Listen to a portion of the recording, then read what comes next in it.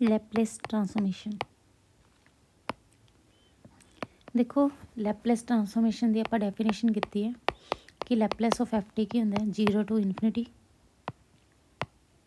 ई दी power minus S T into F T D T. ये function किंदा बनता होंगे एस का। ठीक है, सपोज एफ टी थोनों 1 देता। ठीक है, डेफिनेशन की 0 तो इनफिनिटी ई दी power minus S T into F T की वैल्यू कितनी है थोड़े को 1 into D T 1 into E दी power minus S T E दी power minus S T into D T. E दी पावर माइनस एस टी का इंटीग्रेशन करांगे ई दी power minus S T upon minus S limit 0 to infinity. ठीक है, upper limit minus lower limit ई दी minus infinity थोनों पता 0 होंगे ई दी 0 1 आ minus minus कितना हो जाए प्लस। देखो लैपलेस ऑफ 1 किंदे इक्वल आ गया 1 बाई एस दे फंक्शन किंदा है एस का। ठीक है, तो एक गल इत्थे ध्यान रखियो कि जिहड़ा टी होंदा, ठीक है, ये की होंदा greater than equal to 0 S करके ही लिमिट की है 0 तो इनफिनिटी। ठीक है,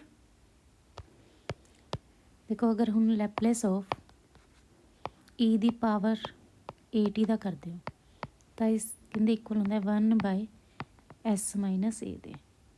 ठीक है, सपोज करो लैपलेस कहता है ई दी पावर 2 टी तो कहते इक्वल होगा 1 बाय एस माइनस 2।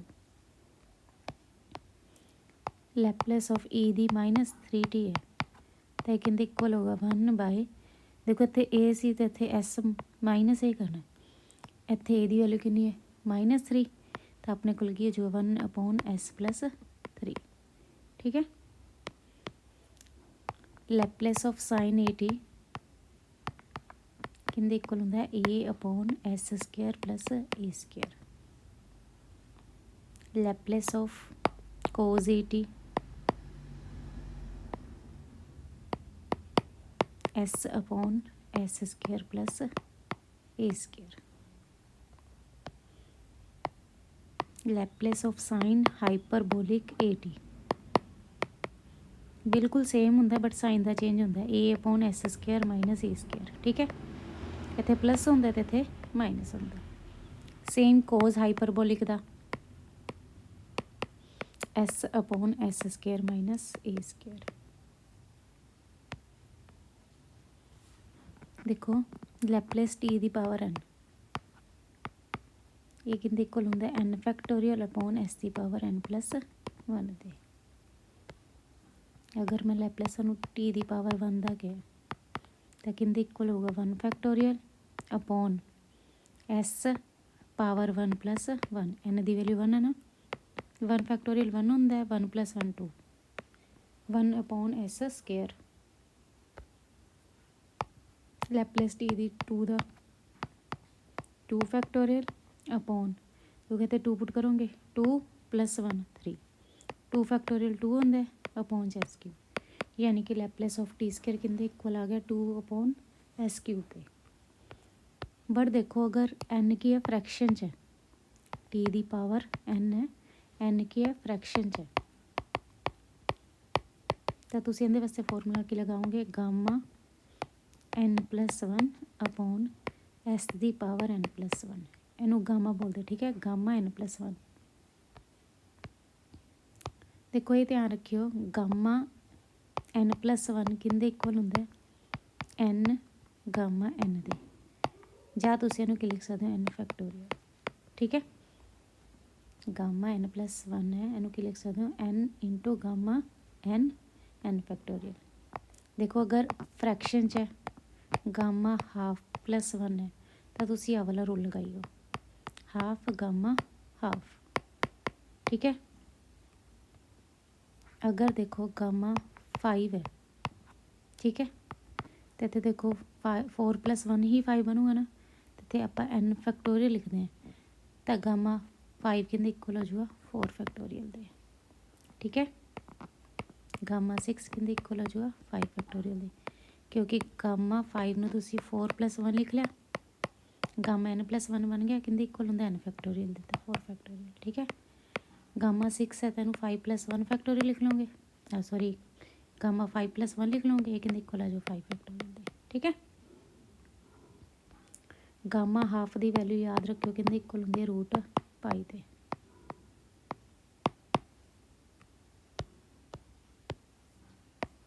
हुण देखो लैपलेस अगर ई दी ए टी का फाइंड करना है, प्लस साइन 2t का फाइंड करना है, ठीक है, प्लस t² का फाइंड करना है, तो लीनियर प्रॉपर्टी होंदी है कि तुसी लैपलेस अलग अलग कर सकते हो। ठीक है, लैपलेस ई दी power A T plus Laplace sine 2t plus Laplace t²।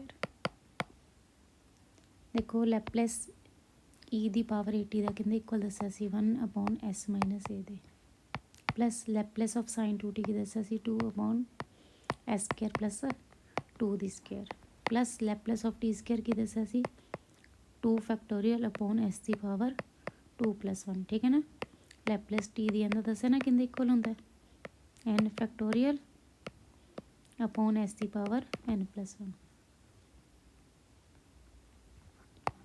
1/s - a plus 2/s² plus 4, 2 factorial 2 ही होंदा अपॉन 2 + 1 3 s की पावर की होगी 3। ठीक है, थोड़ा आंसर आ गया।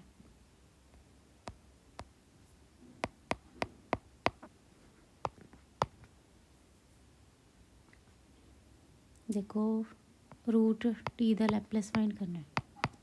ठीक है, लैपलेस फाइंड करना रूट टी का, टी की पावर की होगी 1/2, कहते बसे रूल लगाना है गामा हाफ +1 अपॉन एस दी पावर हाफ +1, गामा n+1 तुसी की लिख सकते हो n गामा n। ठीक है, यानी कि गामा हाफ +1 तुसी की लिख लोगे हाफ गामा हाफ। ठीक है, हाफ गामा हाफ अपॉन 1/2 + 1 कितना जो 3/2, गामा हाफ की वैल्यू थोनों दसी कहते इक्वल होंगी रूट पाई दे अपॉन s दी पावर 3/2।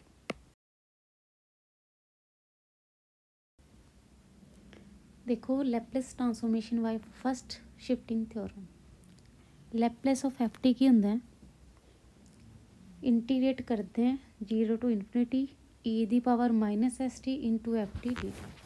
ठीक है, थोड़ा फंक्शन कदा होंदा है एस का, फॉर एग्जाम्पल जिमें आप लैपलेस किया साइन 80 का,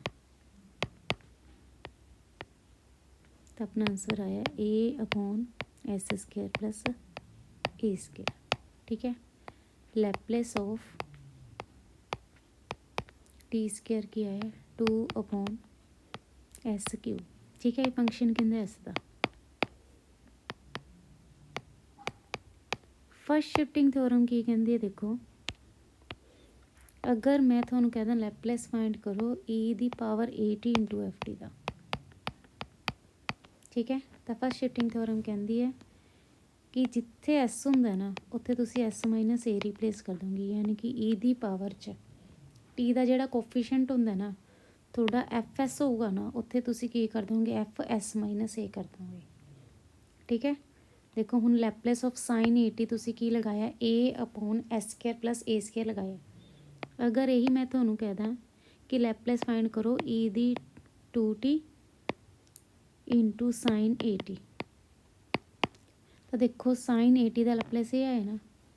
फर्स्ट शिफ्टिंग की कहती है जिथे एस है उत्थे तुसी की कर दो s - a कर दो, ए थोड़ा इत्थे की 2 है।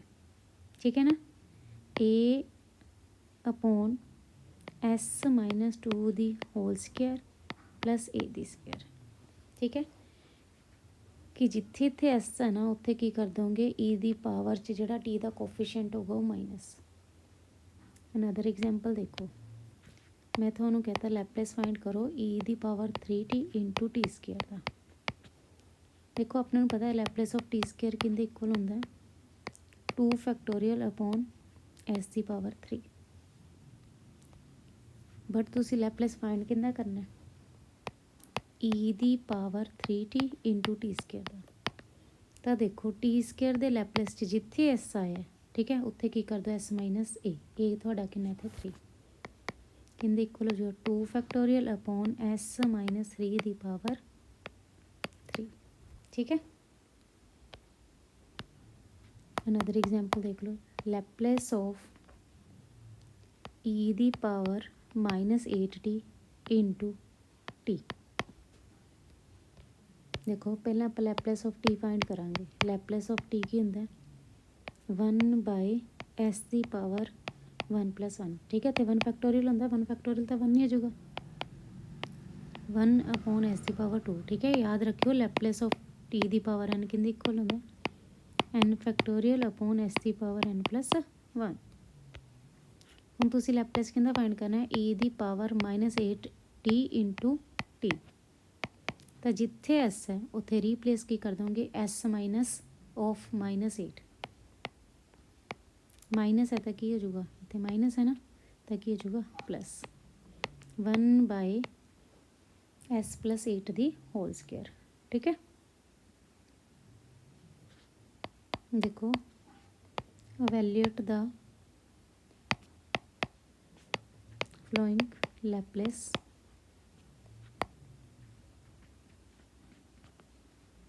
transform for t greater than equal to 0। देखो फर्स्ट पार्ट है लैपलेस फाइंड करना है तुसी e ਦੀ power minus 20t into cos hyperbolic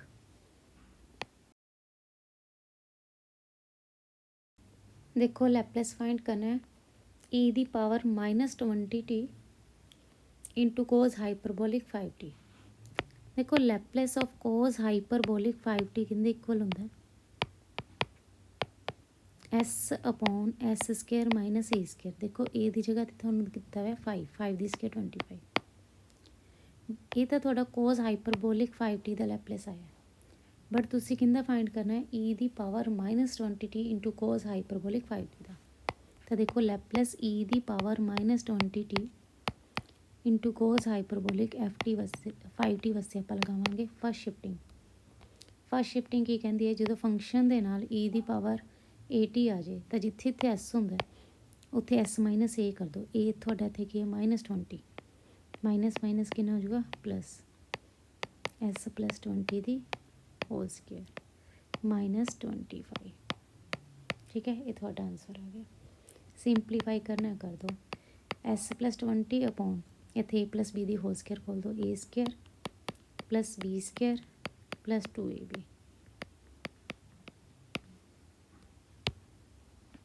s plus 20 upon s square plus 40s plus this minus this कितना आ जाऊगा 375। ये थोड़ा आंसर आ गया। ठीक है, नेक्स्ट पार्ट देखो लैपलेस फाइंड करना है e की power minus 8t into cos के टी। यानी कि पहला थोड़ा किंदा फाइंड करना पवेगा लैपलेस कोस के टी का।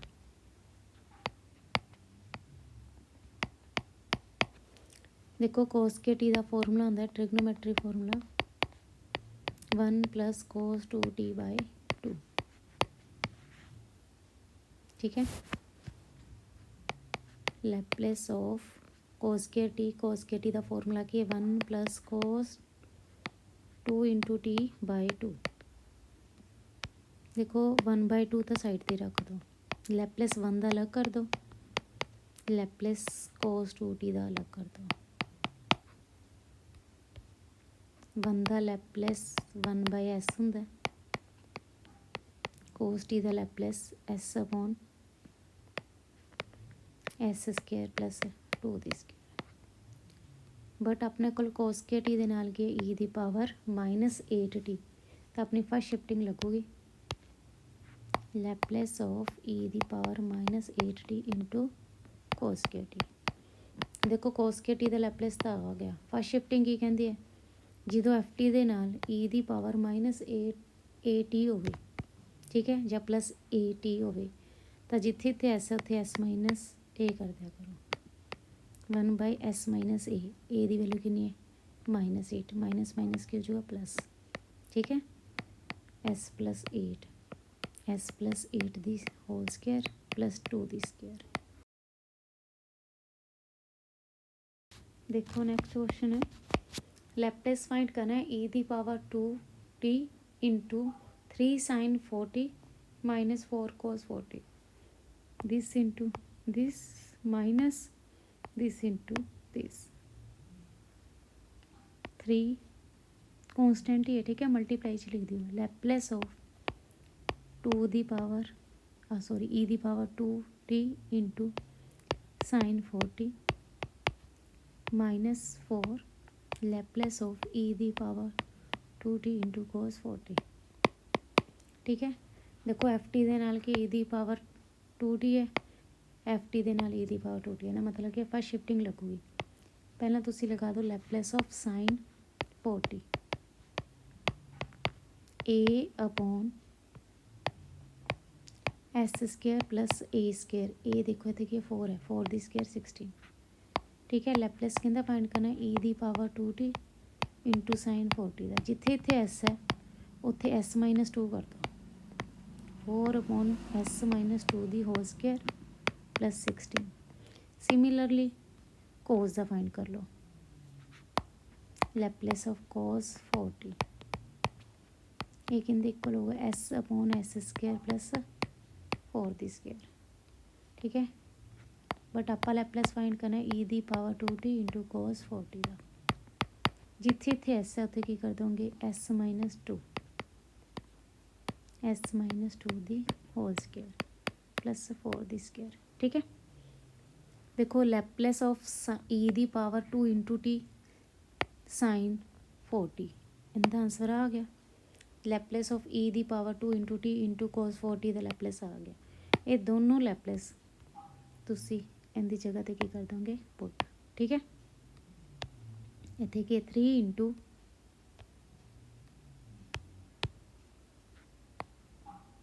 लैप्लेस किंदा सी e⁻²t इंटू sin 40 का की है 4/s - 2 की whole square + 16 minus 4 into Laplace of this.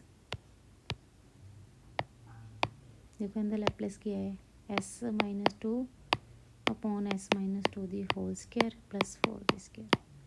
ठीक है, 12 इन्हें ओपन करना, ओपन कर दियो, a - b की होल स्क्वायर की आइडेंटिटी लगा दियो, a² + b² - 2ab + 16 4s - 8 identity लगा दो s² + 4 - 4s + 16। ठीक है, सिंपलीफाई कर देंगे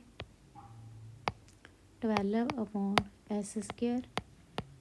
4s + 20 -4s - 8/s² - 4s + 20। ठीक है, ये थोड़ा आंसर आ गया।